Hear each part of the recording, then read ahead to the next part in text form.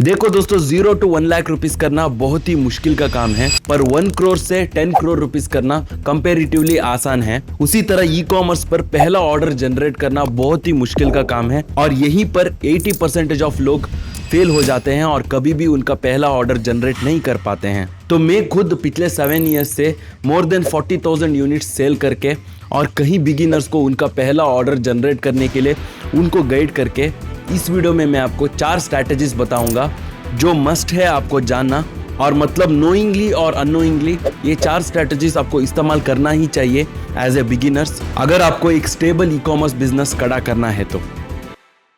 देखो दोस्तों, जब मैंने मेरा पहला प्रोडक्ट लॉन्च किया था ई कॉमर्स अमेजोन पर, उतना खास नहीं चला वो प्रोडक्ट, मुझे एक्सपेक्टेड रिजल्ट्स नहीं मिला उससे। पर मेरा सेकंड प्रोडक्ट हिट रहा, सिर्फ 1 मंथ में अराउंड 8 लाख जनरेट किया था मैंने उससे। पर वो प्रोडक्ट ट्रेंडिंग प्रोडक्ट था, वो एक फिजेट स्पिनर था।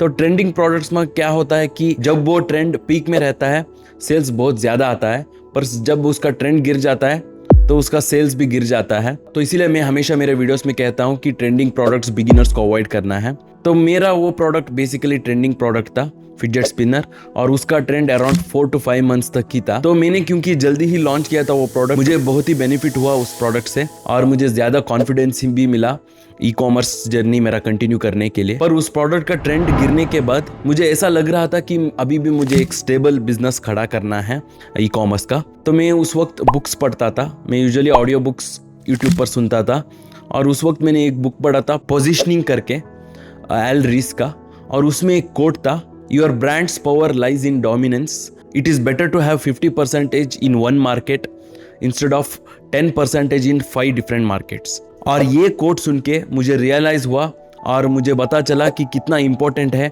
एक ब्रांड बिल्ड करना। वही हमारा पहला स्ट्रैटेजी है, ब्रांड डोमिनेंस एंड रिकग्निशन। देखो, मेजॉरिटी बिगिनर्स यही गलती करते हैं जब भी वो प्रोडक्ट रिसर्च करते हैं ई कॉमर्स अमेजोन एफबीए पर। वो ऐसा प्रोडक्ट पिक करते हैं जहां पर ऑलरेडी कुछ ब्रांड्स डोमिनेट कर चुके होते हैं। देखो दोस्तों, कहीं सारा ऐसा नीश है जहां पर लोग उस नीश का प्रोडक्ट परचेस करने के वक्त लिटरली कुछ ब्रांड्स का ब्रांड नेम इस्तेमाल करते हैं सर्च बार में और उन प्रोडक्ट्स को परचेस करते हैं। और वो कौन सा नीश है हम सबको पता है। फॉर एग्जाम्पल शूज में अगर हम देखते हैं नाइकी, एडिडास, पूमा जैसा बड़े ब्रांड्स हैं जिन्होंने सालों से उनका प्रोडक्ट वो सेल करते आ रहे हैं और उनका एक ब्रांड रिकग्निशन बन चुका है, वेल नोन है लोगों को। पर उसी तरह कई सारा ऐसा नीश है जहां पर कुछ बड़े ब्रांड्स है पर फिर भी लोग उन ब्रांड नेम्स को इस्तेमाल नहीं करते हैं। फॉर एग्जाम्पल, अगर मैं योगा ब्लॉक कहूँ तो योगा ब्लॉक में अगर हम अमेजोन पर देखते हैं कई सारा बड़े ब्रांड्स है जिनके पास बहुत ज्यादा रिव्यूज है, जैसे कि स्ट्रॉस, बोल्ड फिट, फेक्सी करके। पर फिर भी लोग उन प्रोडक्ट्स को परचेस करने के वक्त कोई ब्रांड नेम इस्तेमाल नहीं करते हैं, सिर्फ उसका मेन कीवर्ड इस्तेमाल करते हैं, जैसे कि जो मैंने एग्जांपल दिया था योगा ब्लॉक। तो ये चीज एज ए बिगिनर आपको ध्यान में रखना है प्रोडक्ट रिसर्च करने के वक्त, क्योंकि आप ई कॉमर्स बिजनेस एक स्टेबल इनकम जनरेट करने के लिए स्टार्ट कर रहे हैं और उसके लिए आपको ब्रांड बिल्ड करना बहुत ही इंपॉर्टेंट है। और उस ब्रांड बिल्ड आप कोई ऑलरेडी ब्रांड डोमिनेटेड नीश में नहीं क्रिएट कर सकते हैं। देखो दोस्तों, one of the important criteria कोई भी बिजनेस का यही है कि प्रॉफिटेबिलिटी। हर कोई बिजनेस तो स्टार्ट कर सकता है, पर जो उस बिजनेस से जल्दी प्रॉफिट कर पाता है ना, वही उस बिजनेस को लॉन्ग टर्म तक चला सकता है। तो हमारा सेकंड स्ट्रैटेजी है ईज ऑफ प्रॉफिटेबिलिटी। तो अगर हम ई कॉमर्स को कंसिडर करते हैं तो ईज ऑफ प्रॉफिटेबिलिटी के लिए कई सारा फैक्टर्स है। कई लोगों को इस फैक्टर्स के बारे में पता भी नहीं है। तो मुझे कुछ लोग डीएम करते हैं इंस्टाग्राम पर और उनके प्रोडक्ट का लिंक शेयर करते हैं और पूछते हैं मुझे सेल्स नहीं आ रहा है, और सेल्स हो रहा है पर मुझे प्रॉफिट नहीं हो रहा है, क्योंकि उनको ये फैक्टर्स ही पता नहीं है ईज ऑफ प्रॉफिटेबिलिटी का। तो 3 फैक्टर्स मैं आपको एक्सप्लेन करता हूं। सबसे पहला है शिपिंग कॉस्ट। देखो दोस्तों, शिपिंग कॉस्ट हमेशा कांस्टेंट है, उसमें ज्यादा चेंजेस नहीं होता है और सिग्निफिकेंट नेगोशिएशन भी हम नहीं कर सकते हैं सप्लायर से। तो इस केस में जब शिपिंग कॉस्ट ज्यादा रहेगा कोई प्रोडक्ट का, तो हम यूनिट कॉस्ट को रिड्यूस करना होगा। तो सीधी सी बात है, अगर हमको यूनिट कॉस्ट रिड्यूस करना है तो हमको ज्यादा यूनिट्स खरीदना है सप्लायर या मैन्युफैक्चरर से। पर क्योंकि बिगिनिंग में आप लोग बहुत ही टाइट बजट से स्टार्ट कर रहे होते हैं, आपके पास इन्वेस्टमेंट कम रहेगा, तो मैं यही सजेस्ट करता हूं कि आप ऐसा प्रोडक्ट पिक करो जिसका वेट और डायमेंशन कम रहे, क्योंकि शिपिंग कॉस्ट वेट और डायमेंशन पे ही लगता है। और एक इम्पॉर्टेंट फैक्टर है, मतलब इस फैक्टर से लिटरली कई लोगों का सेलर अकाउंट ही सस्पेंड हो चुका है, और वो है सर्टिफिकेशंस। सीधी सी बात है, अगर कोई ऐसा प्रोडक्ट है जो लिविंग ऑर्गेनिजम्स के ऊपर या अंदर लगता है, जैसे कि क्रीम्स, चाहे वो ह्यूमन बींग या पेट्स को हुआ हो, और 3 ईयर ओल्ड बेबी के अंदर जो प्रोडक्ट यूज़ हो रहा है, और इलेक्ट्रॉनिक LED प्रोडक्ट, उसके लिए सर्टिफिकेशंस लगता है। कुछ सर्टिफिकेशंस आपको मैन्युफैक्चरर खुद प्रोवाइड करेंगे, पर कुछ सर्टिफिकेशंस आपको एज अ सेलर करवाना होगा। उसके लिए लैक्स टुगेदर इन्वेस्टमेंट और कहीं मंथ्स तक आपको वेट करना है, R&D टीम, लैब टेस्ट वगैरह करना है। तो इसीलिए मैं यही सजेस्ट करता हूँ, जब तक आप 5 to 6 सक्सेसफुल प्रोडक्ट्स नहीं लॉन्च करते हैं, सर्टिफिकेशंस रिक्वायर्ड प्रोडक्ट लॉन्च नहीं करना है। तो as a complete beginner simply इन प्रोडक्ट्स को अवॉइड कर दीजिए। तो थर्ड और लास्ट फैक्टर है ईज ऑफ प्रॉफिटेबिलिटी का, वो है एडवर्टाइजमेंट। तो अमेजॉन FBA में यूजुअली हम PPC कहते हैं, पे पर क्लिक, और इस PPC का स्पेंड मेजर करने के लिए हम एक कॉस्ट को कंसिडर करते हैं, वो है एडवर्टाइजमेंट कॉस्ट ऑफ सेल्स। तो कहीं बिगिनर्स क्या करते हैं कि एक कॉस्ट प्रोडक्ट लॉन्च होने के बाद देखते हैं कि कितना स्पेंड हो रहा है, पर आपको क्या करना है, प्रोडक्ट रिसर्च करने के वक्त ही एक कॉस्ट देखना है, एवरेज एक कॉस्ट देखना है कैटेगरी का। फॉर एग्जाम्पल के लिए अगर मैं कहूँ तो beauty and health and personal care के लिए अराउंड 44% एवरेज एक कॉस्ट है, और एवरेज CPC है अराउंड 50 रुपीज़। पर उसी तरह अगर हम होम इंप्रूवमेंट के लिए देखते हैं, एवरेज एक कॉस्ट अराउंड 24% है, और एवरेज CPC अराउंड 25 रुपीज़ है। तो इसका मतलब around same amount of sales generate करने के लिए होम इंप्रूवमेंट में आपको 2x से प्रॉफिट ज़्यादा होगा, और अराउंड 30 रुपीज़ कम स्पेंड करना पड़ेगा।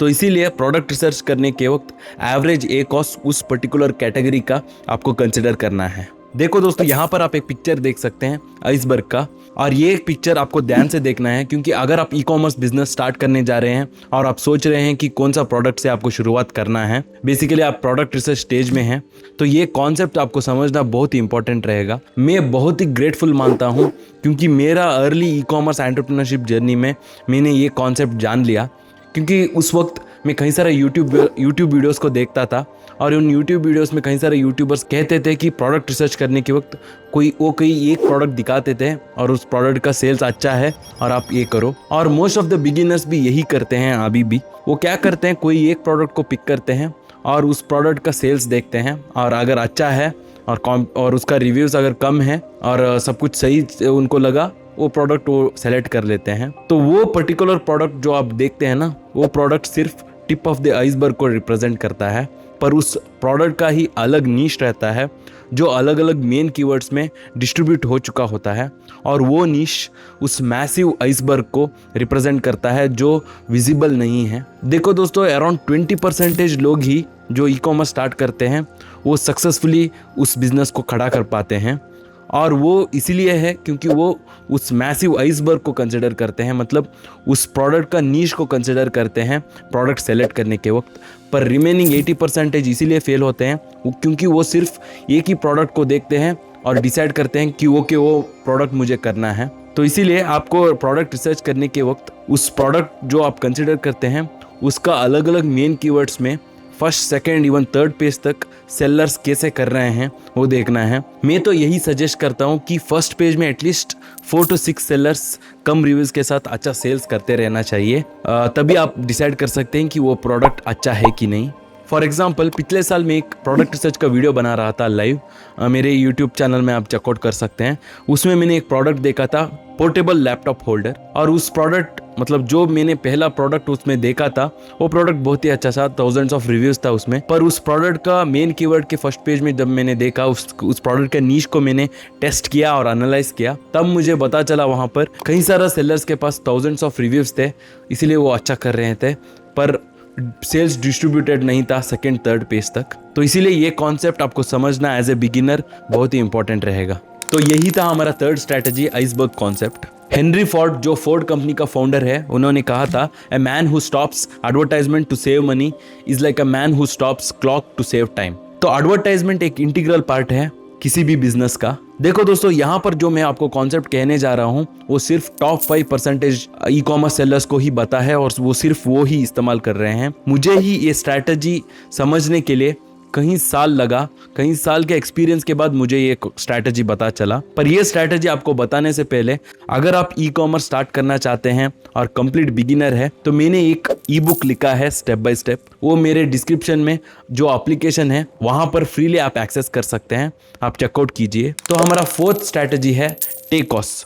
तो आपने कई बार एडवर्टाइजमेंट देखा होगा, कंपनी जैसे कोको कोला, जोमेटो, वो बहुत ही एडवर्टाइजमेंट रन करते हैं और अलग अलग जगह पर, और आपको ये भी लग चुका होगा कई बार उनका एडवर्टाइजमेंट उस पर्टिकुलर जगह पर नीडेड नहीं था, ज़रूरत नहीं था। पर ये जो कंपनीज है ना, इतना एडवर्टाइजमेंट इसीलिए रन करते हैं क्योंकि वो टेकॉस पे ध्यान देते हैं, जो है total advertisement cost of sales. तो ई कॉमर्स अमेजॉन FBA पर यूजुअली जैसे मैंने पहले कहा था PPC जो है और उसका एड स्पेंड हम ए कॉस्ट से कंसिडर करते हैं, जो है एडवर्टाइजमेंट कॉस्ट ऑफ सेल्स। तो कई सारा बिगिनर्स यही गलती करते हैं और इसीलिए उनका बिजनेस वो स्केल नहीं कर पाते हैं। ऑफ कोर्स आपने पहला सिर्फ एक ही प्रोडक्ट लॉन्च किया है तो आप ए कॉस्ट पे ध्यान देख सकते हैं, पर अगर आप 2, 3, 4 प्रोडक्ट्स, मल्टीपल प्रोडक्ट्स लॉन्च कर रहे हैं और आप सेल कर रहे हैं तो आपको डेफिनेटली टेक कॉस्ट पर ध्यान देना है। अमेजॉन जैसे प्लेटफॉर्म पर ऑब्वियसली आपका ऑर्गेनिक सेल्स ज़्यादा है और ऑर्गेनिक सेल्स से ही आपको ज़्यादा प्रॉफिट मिलेगा। बेसिकली प्योर प्रॉफिट है ऑर्गेनिक सेल्स में, क्योंकि आप एड्स नहीं रन कर रहे हैं। और अमेजॉन जैसा प्लेटफॉर्म में जहाँ पर मिलियंस ऑफ लोग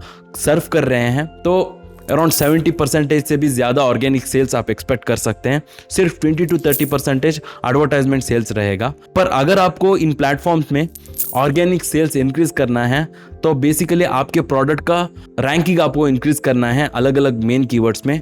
तो उसके लिए आपको सेल्स वेलोसिटी इंक्रीज करना है और उसको अचीव करने के लिए आपको एड्स रन करना होगा, एड स्पेंड मैनेज करना होगा, और वो मैनेज करने के लिए आपको टेक कॉस्ट पे ध्यान देना है। तो ए कॉस्ट का फॉर्मूला यूजुअली ऐसा होता है, ad spend divided by revenue generated by ads. पर टेक कॉस्ट का फॉर्मूला ऐसा होता है कि ad spend divided by total revenue generated. तो इससे आप बता कर सकते हैं कि कितना आप एड स्पेंड कर रहे हैं और कितना आप ज्यादा एड स्पेंड कर सकते हैं और कितना आपको एक्सपेक्टेड प्रॉफिट मिलेगा। तो आपका सेल्स वेलोसिटी बरकरार रखने के लिए और उस वजह से आपका ऑर्गेनिक सेल्स इंक्रीज करने के लिए तो टेक कॉस्ट में यूजुअली समवेयर अराउंड 8 to 10% रखने की कोशिश करता हूँ। अगर 8% से कम है तो मैं थोड़ा एड स्पेंड ज़्यादा करूंगा, ज़्यादा एड्स रन करूंगा, ताकि मेरा टेक कॉस्ट 8 से 10% बीच में रहे। और अगर 10% से ऊपर जा रहा है तो मेरा एड स्पेंड मैं रिड्यूस करूंगा। तो उस तरह मैं मैनेज करता हूं। तो ये स्ट्रैटेजी इस्तेमाल करने के बाद अराउंड 5 टाइम्स से मेरा सेल्स इंक्रीज हुआ है। तो मैं ऑलमोस्ट 3 ईयर से इस स्ट्रैटेजी को इस्तेमाल करते आ रहा हूँ। तो अगर आप ऑलरेडी एक सेलर है डेफिनेटली इसको इस्तेमाल कीजिए। और दोस्तों, अगर मैं आज से अगर ई commerce Amazon FBA business start करने जा रहा हूं तो मैं क्या क्या करूंगा, क्या स्टेप्स और स्ट्रैटेजीज इस्तेमाल करूंगा, उसके ऊपर मैंने एक स्टेप बाय स्टेप वीडियो बनाया है। यहाँ पर क्लिक करके आप चेकआउट कर सकते हैं। सारा मेरा रिसोर्सेस आपको डिस्क्रिप्शन में मिलेगा। उम्मीद करता हूँ ये वीडियो आपको हेल्पफुल हुआ होगा और इसी तरह मेरे साथ जुड़े रहिए। मैं आपके साथ और भी ई कॉमर्स का नॉलेज और एक्सपीरियंस शेयर करूंगा। तो बस धन्यवाद दोस्तों, फिर मिलेंगे।